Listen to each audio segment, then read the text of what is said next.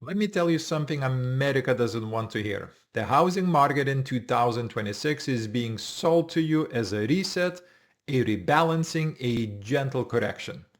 They're calling it the Great Housing Reset. Sounds nice, doesn't it? Like something out of a self-help book. But here's what they're not telling you behind all these carefully crafted forecasts and optimistic predictions. You're about to watch the American dream become even more unattainable while everyone pretends things are getting better. CNBC just dropped their housing outlook for 2026 and they're selling you this narrative that home prices will rise modestly, maybe 2% nationally. Mortgage rates will stay above 6%, which apparently is the new normal. And suddenly, there are 10 major cities where prices could actually fall.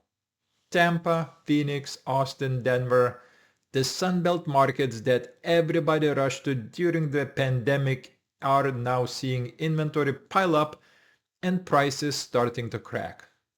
And the experts are calling this progress. But let's talk about what's really happening here. Home prices have jumped 55% since the start of 2020. Read that again. 55% in 5 years. The median home now costs $440,000. To afford that, with a 6% mortgage rate, you need to be making about $124,000 a year. That's double what the median American household actually makes. And when these economists tell you that prices might rise only 1 or 2% in 2026, they want you to celebrate that like it's some kind of victory. It's not. It's a consolidation of the gains that already priced you out. Here's the game being played. They're telling you inventory is improving, which is technically true. There's about 10% more homes on the market than last year. But you know what's happening in the markets where inventory is really piling up?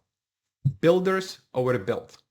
They flooded Texas and Florida and Arizona with new construction because everyone thought the migration patterns would continue forever. Now those same builders are offering incentives, price cuts, mortgage rate buydowns, anything to move inventory. And when builders start panicking, that tells you something about demand. The markets where prices are expected to rise the most in 2026 are places like Hartford, Connecticut, Syracuse, New York, Providence, Rhode Island, small Midwest and Northeast cities where basically nothing has been built in years and prices are still below national averages. So if you're in one of those markets, congratulations. You might see the 10% appreciation. But you're also living in a market that most people left for a reason. The growing markets, the ones people actually want to live in, are either stagnating or declining. That should tell you something about where this economy is actually headed. Now let's talk about the tariffs nobody wants to mention. Trump campaigned on making housing more affordable. Great message, everybody loves that. But the policies his administration is actually implementing are kind of doing the opposite for the time being. The tariffs on steel, aluminum, copper, lumber, all the materials you need to build a house are adding somewhere between $7,500 and $17,500 to the cost of every new home being built right now. Some builders are saying it could be even higher. And when you increase the cost to build, you don't magically make housing more affordable. You make it worse. The Center for American Progress estimates these tariffs could result in 450,000 fewer homes being built through 2030. Let me translate that for you. We already have a housing shortage of somewhere between 2 and 4 million units depending on who you ask. And the policy response is to make it more expensive to build, which means we're going to build even less. At the same time, the administration is talking about mass deportations. 15% of construction workers in this country are immigrants without legal status. You deport that labor force, and what happens to construction timelines? What happens to costs? They explode. So you've got tariffs raising material costs, immigration enforcement shrinking the labor pool, and builders responding by slowing down production. Meanwhile, the experts are on and CNBC telling you that mortgage rates might drop to 6.3% by the end of 2026 and acting like that's some kind of breakthrough. 6.3%. That's still double what people were paying during the pandemic. And they want you to think this is the year conditions improve for buyers. Here's what they're really saying when they call this a reset year. They're saying the market got so overheated, so disconnected from what normal people can afford, that it had to slow down. But it's not resetting to a place where housing becomes accessible again. It's resetting to a new, permanently elevated baseline where homes cost 50% more than they did 5 years ago. Mortgage rates are stuck in the sixes. And if you're not making six figures, you're basically shut out of the homeownership entirely. Let me hit you with another inconvenient truth. There are analysts predicting that home prices could crash worse than 2008. Melody Wright, a housing analyst who's been watching the data closely, is saying we could see corrections that bring prices down 50% in some markets. She's arguing that we need home prices to come back into alignment with median incomes, which would mean a massive drop from where we are now. Most mainstream economists are dismissing this as fear-mongering.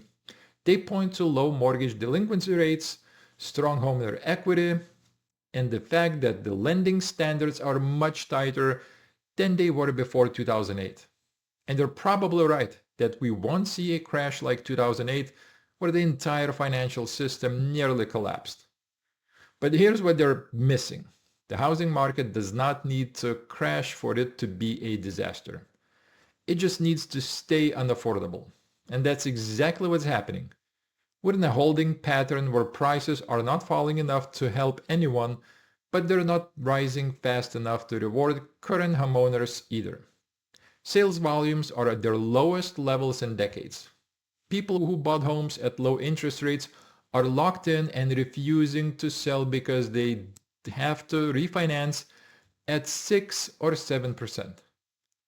That's what they call it, lock-in effect, and it's creating this weird phase where nothing moves.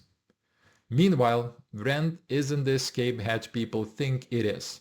Sure, rents fell slightly in 2025 because developers built 600,000 new apartment units, the most since the 1980s.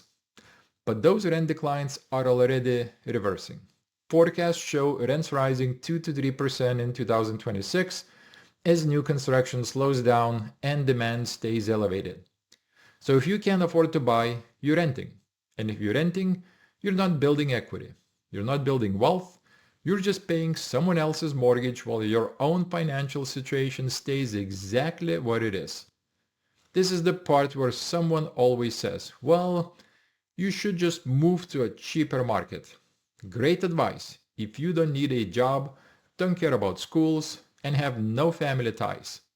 But for most people, that's not realistic. You move to where the work is. And where the work is, housing is expensive. That's not changing. Tech jobs are in San Francisco and Seattle. Finance jobs are in New York. Healthcare and logistics are spread out but concentrated in major metros. The affordable markets are affordable because there is less economic opportunity there. That's not a solution. That's just telling people to lower their expectations. Now, let's talk about what the Trump administration is actually proposing to fix this. They're talking about opening up federal land for development, speeding up environmental reviews, reforming grant programs to incentivize construction. All of that sounds good on paper, but where you're simultaneously making construction more expensive with tariffs and threatening the labor supply with deportations, those policy proposals become soft. It's like putting a band-aid on a gunshot wound and calling it healthcare. And here's the kicker. Even if everything went perfectly, even if they managed to streamline approvals and open up, federal land and cut through all the regulatory red tape, it would take years to see the impact. Housing supply does not turn on a dime. You need zone the land, get permits, secure financing, line up contractors, actually build the units. That's a multi-year process. Meanwhile, the people who need housing today are still priced out. The people who want to start families are still living with roommates or their parents. The people who thought they'd buy their first home by 30 are now 35 and still renting. This is the reality of the Great Housing Reset. It's not a reset at all. It's a recalibration to a new normal where housing costs are permanently higher, where homeownership is reserved for people making well above median income, and where everyone else gets to rent forever while being told that conditions are improving. And the crazy part is the data supports all of this. The experts aren't lying to you. They're just framing the story in a way that makes it sound less catastrophic than it actually is. They'll tell you that home sales might increase 3 or 4% in 2026. What they won't tell you is that sales volumes are still going to be near historic lows.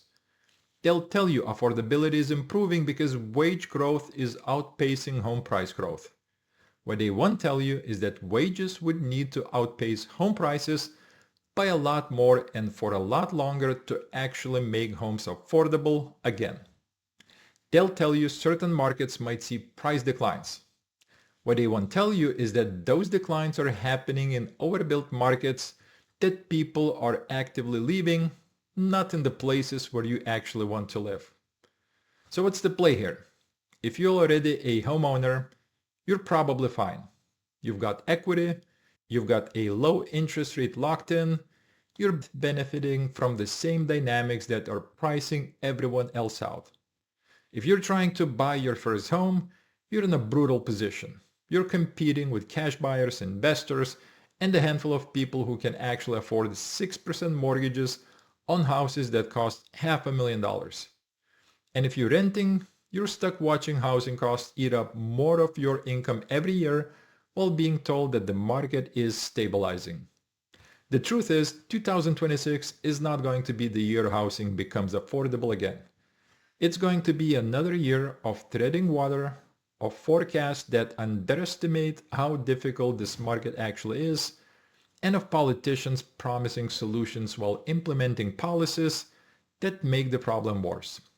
The American dream isn't dead, but it's on life support, and the people in charge keep telling you to be patient, to wait for the reset, to believe that things are getting better. But they're not. The numbers don't lie, the housing market in 2026 is a rigged game, and unless you're already winning, you're probably not going to catch up. That's the reality nobody wants to say out loud. And that's what they mean when they call this great housing reset. It's not a reset. It's a consolidation of the gains that already left you behind. Don't forget to like this video, subscribe, and hit that bell so you never miss an update. Your support lets me keep bringing you more content just like this. I'll see you next time. Bye-bye.